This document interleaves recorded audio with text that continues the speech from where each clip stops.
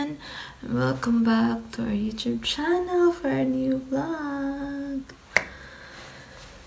Okay guys, for today's vlog, as you can see, I just woke up and it's still early guys.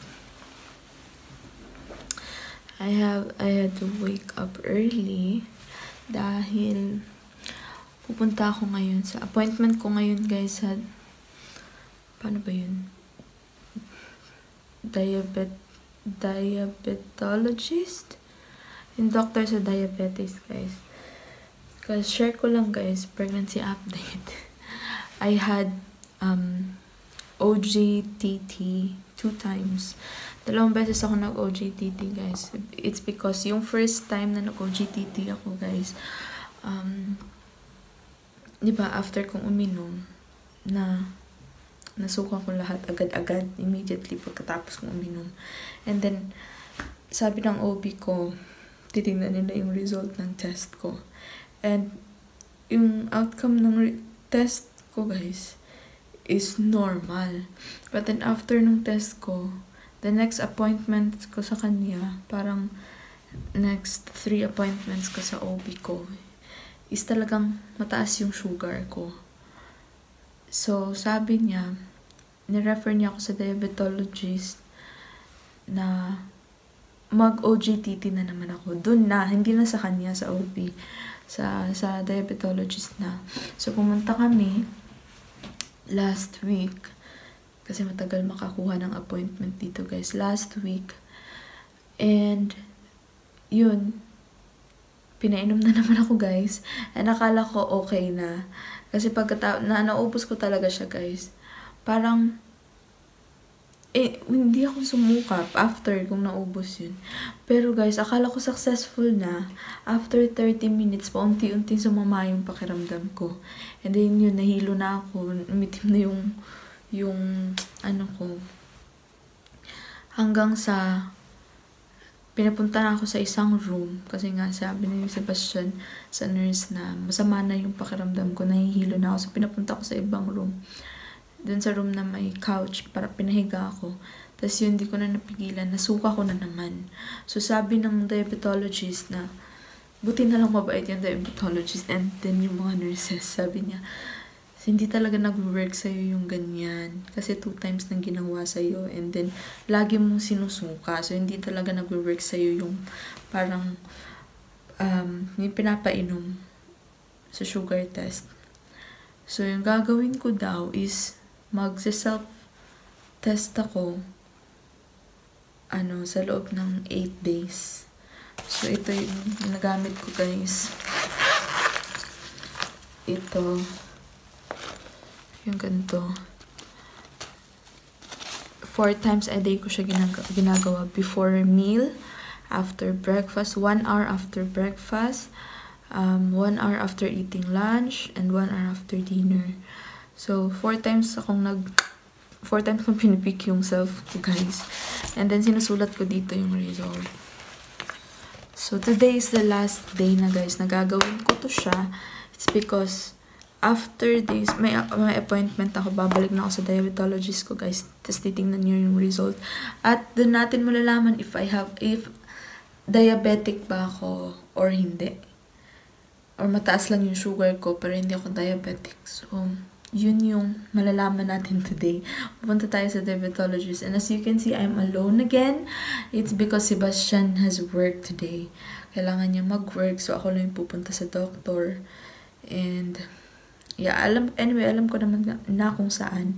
And before kami binigyan ng appointment, next appointment ng nurse, sabi niya, tinanong muna namin talaga if the doctor can speak English. Kasi nga, ako nga lang yung pupunta. And sabi naman nila, yes, the doctor can speak English. So, there will be no problem. Kaya, okay lang na ako lang mag-isa pupunta. So, ngayon, pipick ko yung self ko before meal and siguro after, magpe-prepare na ako, pupunta sa doctor kasi nga maaga yung appointment ko. Siguro pagbalik ko na lang ako kakain ng breakfast kasi hindi rin kasi ako sanay kumain ng breakfast ng sobrang maaga. So, isang test, and then siguro kain na lang ako ng saging para hindi ako masyadong magutom if ever na matagalan ako dun. So yeah, let's do this!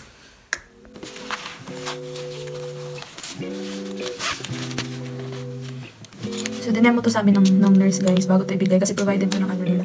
Bago to siya binigay, pinademo sa amin. Dinemo sa amin ng nurse, tapos pinagawa talaga sa akin. So, yan, papalitan ko yung needle. Talagang napik pa yung daliri ko. So, palitan natin siya, guys, kasi na ano, hindi pwede napik na yung ano. Tapos gagamitin mo ulit. It's a no-no, dapat isang ano lang. Diba to? Ba't kasi yung iikot? Okay, so. Yan, guys.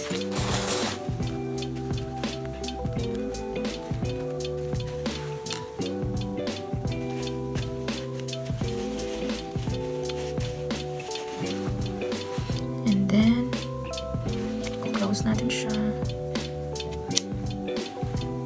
And then number 2 lang, guys, kasi manipis lang naman yung ano natin, skin. Pag most of mga lalaki, most of the time, ginagamit 4 and 5 kasi medyo makakapal daw yung ano nila, skin sa finger. So, yun. And then, okay, nag-stop na yung bleeding. Napik ko kasi siya, guys. Then, I will put alcohol. Kasi kailangan disinfected yung ano mo.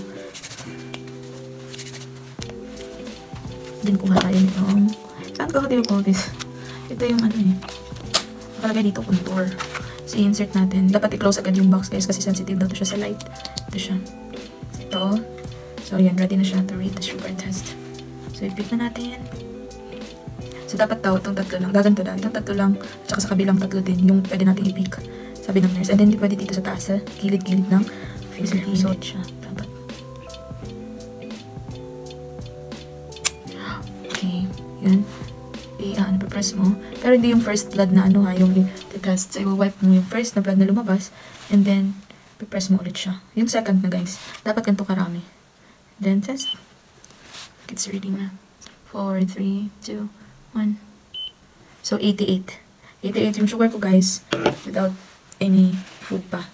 Yung normal kasi, guys, na ano, na hindi pa kumakain. Yung normal na sugar is 90. Leave na natin siya. 90. So, mine is 88, so it's still normal. Before meal. So, that's before meal. So, susulat na natin siya dito. 88. Then yung date.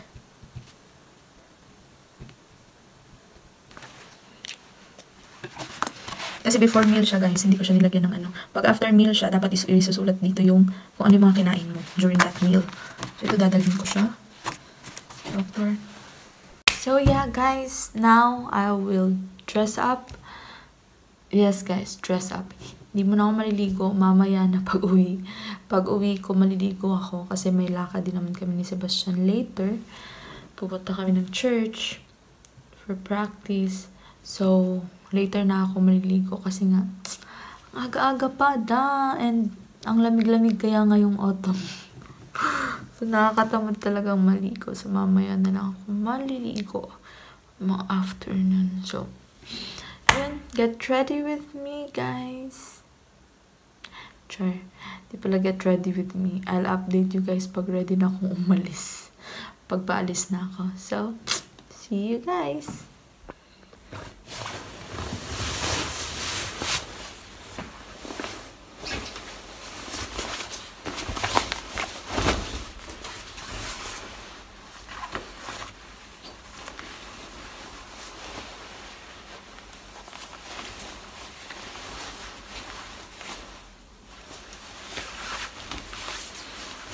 Okay, let's go.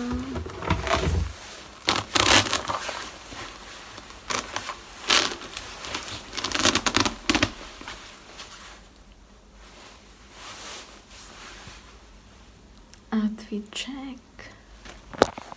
It's my outfit, guys. Outfit check muna bago umalis. This.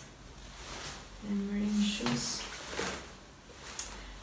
As I've said, guys, balot na balot ako. It's because sobrang lamig talaga sa labas.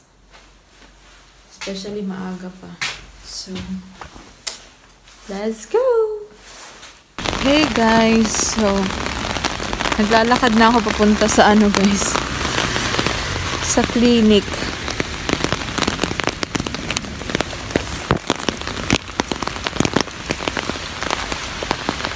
And yes, it's raining.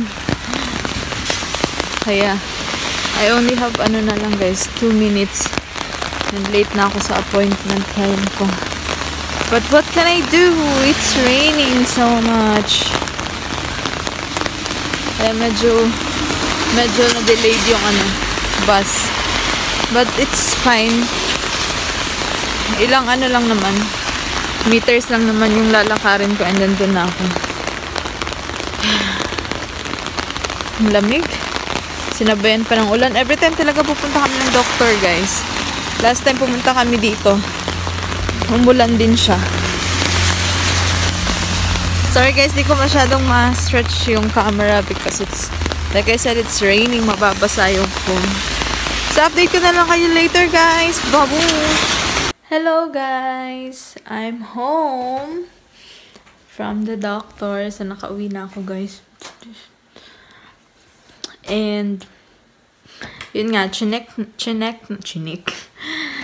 ng doctor ko guys, ng diabetologist, if, kumusta yung mga results, every test na ginagawa ko. And then, the doctor said, I need to go ahead with my, yung pagsi-self-test ba, kailangan ko siyang ipagpatuloy and babalik ako next week. Because, he said I don't have diabetes, but mataas, may mga times na mataas talaga yung sugar ko, especially pag, kasi sinusulat dun ko ano yung kinakain, especially pag yung meal ko is may rice. So, the doctor said, lalay low daw muna ako sa rice.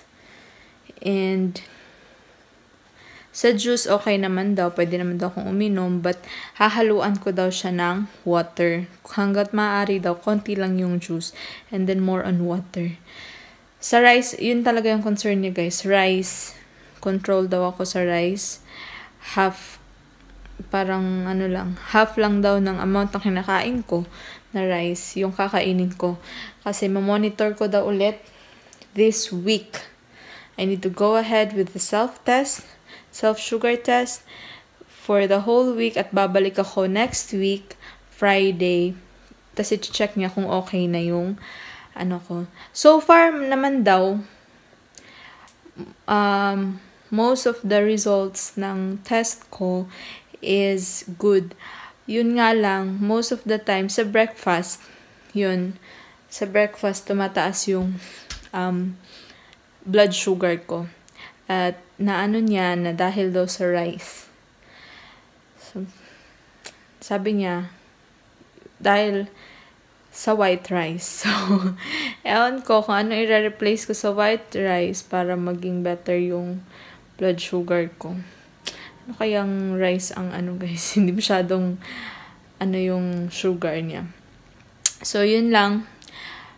I have to go ahead with my sugar test for 1 week and then babalik ako sa Friday. So, yun lang yung update, guys.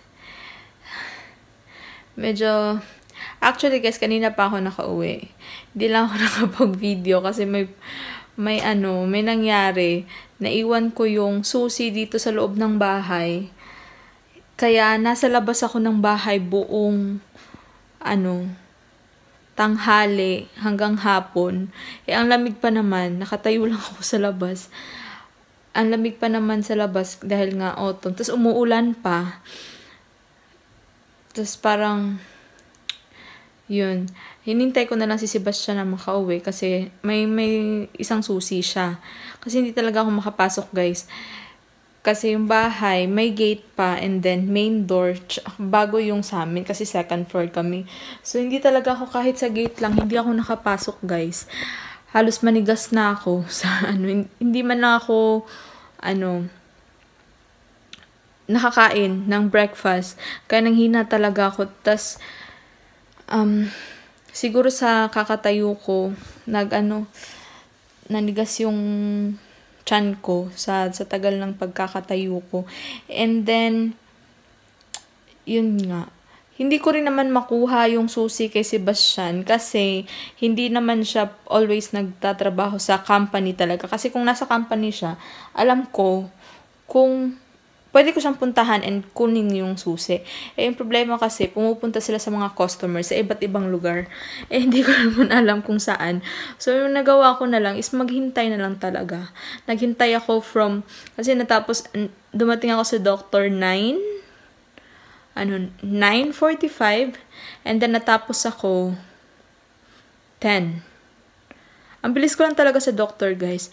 And si Sebastian umuwi 2:30 na ng hapon. So imagine 10, 11, 12, 1, 2. Ilang oras ako nagantay sa labas. And ang sakit na talaga ng paa ko.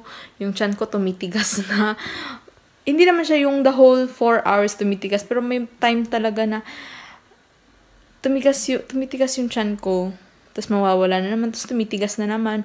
And then, naiihi pa ako. Sobra talaga yung ko. Kaya talaga pag uwi ni Sebastian, wala talaga ako sa mood. Talagang napagod ako, na bad mood, ang sama ng pakiramdam ko. Gusto ko lang magpahinga. Gusto ko lang ng tahimik. Kaya ngayon, hindi ako sumama sa kanya. Kasi nga, baka mag-trigger na naman, tumigas na naman yung tiyan ko. Nandun siya sa church ngayon, nagpa-practice. So, ako ngayon, nandito lang, nagpaiwan ako sa bahay para magpahinga. So, yun na guys. Yun yung update ng ating check-up for today. And I hope you enjoy watching my vlog, guys. And if you're new to our YouTube channel, don't forget to like and subscribe. And click into the notification bell para updated kayo sa ating mga videos. So, ngayon, guys, purely, talaga ako, nagtatagalog kasi nga, wala naman si Sebastian. So, yun na nga. See you guys on our next vlog.